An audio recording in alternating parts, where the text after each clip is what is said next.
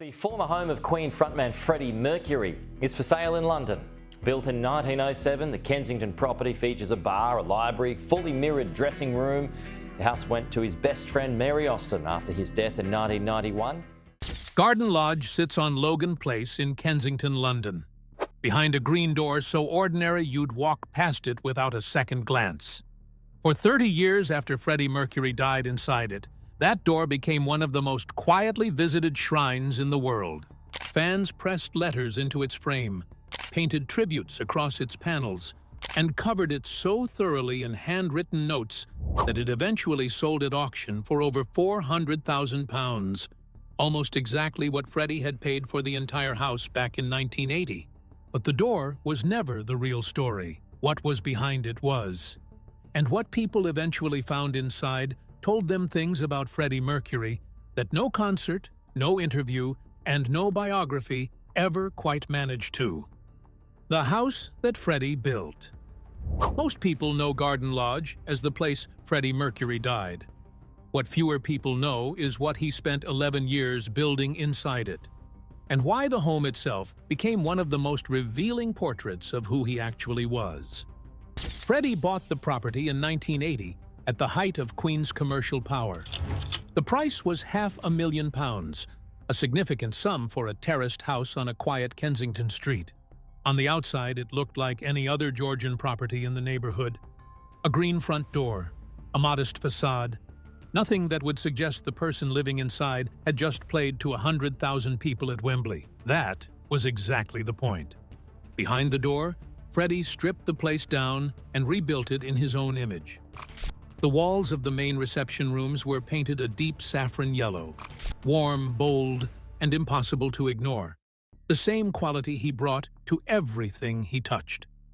The two-floor drawing room was built around a grand piano that sat at the center of the space like the anchor of the entire house. A substantial portion of Queen's most recognizable music was composed right there, at that instrument, in the middle of an otherwise quiet Kensington afternoon. Upstairs, a fully mirrored dressing room was where the transformation happened every time Freddie had somewhere to be. White trainers, the particular mustache, the precise kind of preparation that turned a private and often introverted man into someone who could hold 100,000 people in the palm of his hand. The contrast between the two versions of the same person, the one in that dressing room mirror and the one on a stadium stage, is one of the more striking things about Garden Lodge as a space.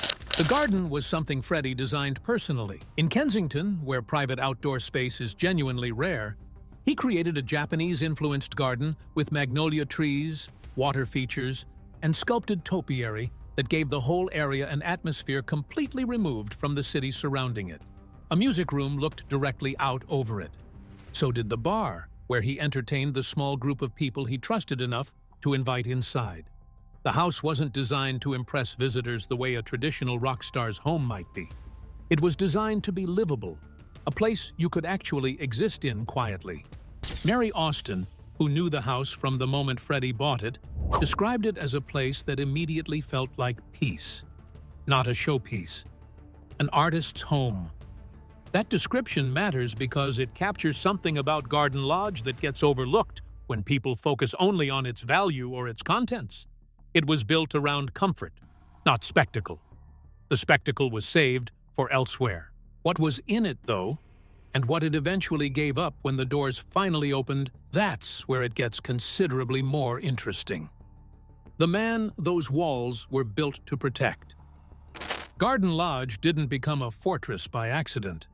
To understand why Freddie Mercury needed those walls the way he did, you have to look at what his life actually looked like once the stage lights went down. The version of Freddie that the public saw was constructed with intention. On stage, he was pure theater. The white tank top at Live Aid in July of 1985, commanding 72,000 people at Wembley without appearing to try. That performance, 20 minutes long, is still regularly cited as one of the greatest in live music history. The sustained a cappella vocal section alone became shorthand for what a singular performer looks like in full command of a crowd. His final concert with Queen came at Nebworth Park in August of 1986. in front of nearly 200,000 people. He closed the set, draped in a velvet robe, holding a replica crown aloft, then quietly told Brian May a week later that he probably wouldn't be doing this much more. That was how Freddie communicated things, obliquely, on his own schedule, always in control of what was said and when. Off-stage, the picture was considerably more layered. People who spent real time with him consistently described someone who was genuinely shy in unfamiliar company, who listened more than he spoke, and who was happiest in a small room with people he actually trusted. That's a significant distance from the persona that sold out stadiums across multiple continents. But there was also the other side. Queen's 1978 jazz album launch party at the New Orleans Fairmont Hotel became the kind of event people are still talking about decades later. Naked waiters carrying trays, wrestlers in a bathtub, dwarfs moving through the room with silver trays on their heads, a performer biting the heads off live chickens. By the standards of late 1970s rock excess, it was extreme even then. Freddie was at the center of all of it. His friendship with Princess Diana moved in entirely different circles. He dressed her in a jacket, a cap, and dark sunglasses one evening and walked her into the Royal Vauxhall Tavern, a well-known gay bar in London, where she spent several hours genuinely unrecognized and apparently more at ease than she'd been in years. That was the kind of thing only Freddie could arrange, access to a version of an evening that most people couldn't navigate. His brief recording partnership with Michael Jackson in 1983 produced nothing releasable, though it produced two stories both camps were telling for years afterward. Freddie found working alongside Jackson's pet llama more than he was willing to tolerate. Jackson, for his part, reportedly walked out of a session after seeing Freddie use substance. Their creative chemistry evaporated, and what might have been a genuinely interesting collaboration became a pair of anecdotes instead. Freddie's relationship with fame was specific. He wanted the art and the performance. He was considerably less interested in the surveillance that came with it. Garden Lodge was where he went when the performance was over, and the walls around it were not decorative. The people he let inside. The guest list at Garden Lodge was short. That's not an exaggeration. Freddie kept a genuinely tight circle, and the people who made it inside that circle tended to stay for the rest of his life. Mary Austin was the first and arguably the most permanent. They met in 1969 when Freddie was 24, broke and selling second-hand clothing at a Kensington market stall alongside Roger Taylor. Mary was 19 and working at Biba, the fashion boutique on Kensington High Street. They moved in together quickly, into a small flat where, for several years, Mary covered the bills while Freddie chased a music career that hadn't yet paid off. She believed in what he was building before anyone else had real reason to. When Queen broke through and Freddie had the means to propose, he did. Mary recalled the moment as something she hadn't been prepared for. The engagement didn't hold. Freddie eventually told her the truth about his attraction to men, and the romantic relationship ended. Her response at the time was to tell him she'd already known before he said it. That conversation, which ended one kind of relationship, somehow cemented another. She stayed, joined his management operation, traveled on tour, remained his closest confidant for the rest of his life. When Freddie died, he left her Garden Lodge and half his estate. She became the keeper of his ashes, a responsibility she has never discussed publicly to this day. Jim Hutton came later. Freddie met the Irish hairdresser at a nightclub in 1985, and what started there grew into the most stable relationship of his adult life. The two lived together at Garden Lodge, wore matching gold bands, and built something that was deliberately kept out of the public conversation because Freddie wanted it that way. Jim was present through the illness, through the final years, and at the very end. He died in 2010 at 60, after a long illness of his own. There were also the cats. Freddie's attachment to his cats was not casual or incidental. It was total. He kept multiple cats at Garden Lodge across the years, named them with care, and would phone home from tour specifically to have someone hold the receiver up so he could hear them on the other end of the line. His favorite, Delilah, eventually had a song named after her on the Innuendo album. For someone who kept his emotional life behind high walls, the Cats were one of the few places where the sentiment was completely unguarded. The house was arranged around all of these people and creatures. The inner circle was that specific, that limited, and that deliberate. And it had been shaped, in part, by an experience that made Freddie considerably more careful about who he trusted. The betrayal that made the walls higher. There's a clear reason Freddie's inner circle was so carefully selected. It wasn't paranoia, it was the result of specific experience. And the experience that shaped his caution most directly involved a man named Paul Prenter. Freddie met Prenter around 1975. 2 years later, Prenter was working as his personal manager, and for a period the two were close enough that rumors about the nature of their relationship extended well beyond professional. For the first several years, the arrangement appeared to function reasonably well. By 1982, the cracks were visible to everyone in the Queen camp. That year, Queen released Hot Space, an album built around funk and disco, a significant departure from the band's established rock sound. Brian May and Roger Taylor were openly opposed to the direction and pointed at Prenter's influence on Freddie as the source of the problem. The album underperformed and created serious internal tension within the band. Prenter's relationship with the other three members had, by this point, deteriorated to the point of near collapse. Freddie kept Prenter in his employment for several more years regardless. When the relationship finally ended, it ended badly. And what came next left a lasting mark. In 1987, Prenter sold a detailed account of Freddie's private life to a British tabloid. The story publicly revealed Freddie's relationship with Jim Hutton and exposed aspects of his personal life that Freddie had worked carefully to keep away from public attention. For those inside Freddie's circle, the breach was significant, not because the information was entirely unknown to everyone, but because it came from someone who had been given genuine proximity to his actual life. Prenter's brother later offered context. Paul was managing his own HIV diagnosis at the time, and facing financial pressure he felt he couldn't address any other way.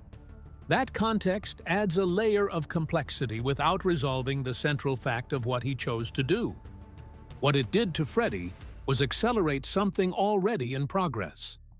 The circle around Garden Lodge contracted. The people who remained after that point were there because they'd been tested and had held. Jim stayed. Mary stayed. Peter Freestone, his personal assistant, stayed. The Prenter situation didn't just clarify who those people were. It confirmed that the list was already complete. What the final years looked like from inside those walls. By the late 1980s, Garden Lodge had become something beyond a home. It was where Freddie was managing the most significant thing he'd ever kept private, and doing it entirely on his own terms. Queen's bandmates understood something was wrong. Freddie had told them he couldn't tour anymore and left it at that. The unspoken arrangement inside the band was that no one asked directly. Brian May later reflected that they understood what was happening without Freddie having to say it, and that Freddie's clear preference was to continue working for as long as possible without the illness becoming the defining story. He described it internally as business as usual. That was the frame he held to, and the people around him respected it. What the public saw in this period was close to nothing. Freddie's last public appearance alongside Queen came at the Brit Awards in February of 1990. After that, he withdrew almost entirely to Garden Lodge. The tabloids had been running HIV speculation since at least 1986. But nothing had been confirmed, and Freddie had no intention of confirming anything on anyone else's timeline. He continued recording at home and in the studio for as long as his body allowed. The Innuendo album, released in February of 1991, contained material recorded when Freddie was visibly and severely ill, arriving at sessions with a walking stick, having lost considerable weight. The people around him in the studio understood what it meant that he was still showing up. He was there because the alternative was worse. By mid-1991, The situation inside Garden Lodge was in its final phase. Jim Hutton, Mary Austin, and Peter Freestone were managing his care around the clock. Outside, fans had begun leaving flowers and notes at the green door without fully understanding why, drawn there by something that hadn't yet been confirmed publicly. On the 23rd of November, 1991, his publicist released a statement Freddie had written himself. It confirmed that he had tested positive for HIV and was living with AIDS. He explained that he had chosen to keep this private to protect those closest to him, and that the time had now come for his fans to know the truth. He asked people to stand alongside him, his doctors, and the wider world in fighting the disease. 24 hours later, he was gone. Bronchial pneumonia, brought on by complications from AIDS. He was 45 years old. The statement, released in that way, on that specific timeline, was completely consistent with how Freddie had handled every other significant thing in his life. On his own terms, in his own time, with the final word belonging to him alone. What they found when the doors opened. For nearly 30 years after Freddie died, Garden Lodge remained largely as he had left it. Mary Austin lived there, maintained it, and preserved the space in a way that reflected her understanding of what it had meant to him. The house didn't become a museum. Visitors weren't invited in. It remained what it had always been, private. When Mary eventually made the decision to part with some of Freddie's possessions, she worked with Sotheby's to auction over 1,500 individual items. Every penny from those sales went to AIDS charities, in keeping with what Freddie would have wanted. What those 1,500 items turned out to be is where Garden Lodge began giving up what it had held for 3 decades. The velvet robe and the replica of St. Edward's crown that Freddie had worn at the close of the 1986 Magic Tour came out of the house. The same ones he was wearing in those images, arms spread wide, crown catching the light, the crowd stretching back as far as the eye could reach, handwritten lyric sheets, stage costumes spanning the full length of Queen's career, the physical objects of a creative life that had been almost entirely invisible to the public while it was being lived. But the item that drew the most attention, and that said the most about how people related to Freddie Mercury, even in his long absence, was the green front door, the one that fans had been writing on for 30 years. Messages, names, dates, declarations of love and grief and gratitude, layered over each other until the surface had become something closer to a public document than a piece of painted wood. When it went to auction, it sold for £412,750. To put that number in context, Freddie had bought the entire house in 1980 for $500,000. A single door fetched nearly the same figure. The house itself, when it was listed for sale in 2024, was valued at over £30 million. Mary described it as a place that had always been full of music, laughter, and a particular kind of quiet. She said she hoped whoever came through that door next would recognize what kind of space it had been. What Garden Lodge ultimately contained, beyond the possessions, beyond the door, beyond the saffron walls and the Japanese garden and the piano at the center of the drawing room, was a complete picture of a person that the public version of Freddie Mercury had never quite shown. The man who called home from tour to speak to his cats, who wore a matching ring with someone he called his husband, who let Mary Austin hold his ashes in a location she has never disclosed to anyone, who kept recording in a studio while visibly dying because stopping felt like the worst option. The house didn't hide a scandal. It didn't contain anything that damaged the reputation of the person who lived there. What it held for 30 years was something simpler, and in some ways more striking than that. Evidence of a private life that was genuinely tender, specifically chosen, and almost entirely at odds with the performer the world believed it knew completely. Freddie Mercury spent his career being one of the most watched people on Earth. Garden Lodge was where he went to be the opposite of that. And what it gave back, when it finally opened up, was a version of him that no stage had ever quite been able to show. If you enjoyed this video, be sure to drop your thoughts in the comments, like, and subscribe to our channel. For more interesting stories like this, be sure to click on the next video that pops up on your screen. You never know what you'll discover next.